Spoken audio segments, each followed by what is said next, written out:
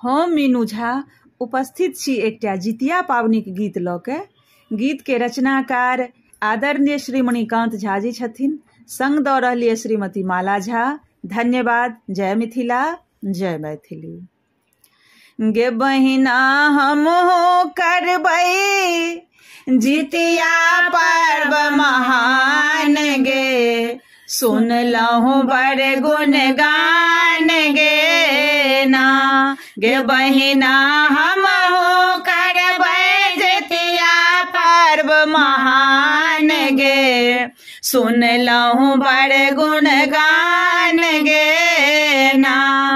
सतमी पोखर धार नहायब, करो तेल खैर चढ़ायब। सतमी पोखर धार नहायब, करो तेल खैर चढ़ायब। झिमनी पातक से हो, झिमनी पातक से हो बड़का छै विधान गे, सुनलहु बड़ गुणगान गे ना।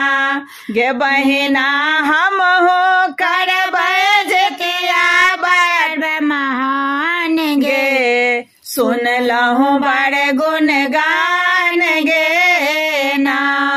मरुआ रोटी माछक झोर, रान्हब उठिते भोरे भोर। मरुआ रोटी माछक झोर, रान्हब उठिते भोरे भोर। नूनी सागक संगे खायत सगर जहान गे, सुनलहु बड़ गुणगान गे ना।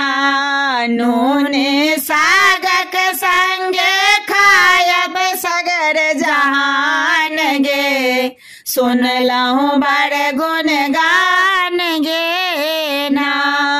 अष्टमी सहबै हम निखंड, पूतक अरदा रहत अखंड। अष्टमी सहबै हम निखंड, पूतक अरदा रहत अखंड। मणिकांत लेखल गायब गीतक गान गे, सुनलहु बड़ गुणगान गे ना। गे बहिना हमहु करबै जितिया पर्व महान गे, सुनलहु बड़ गुणगान गे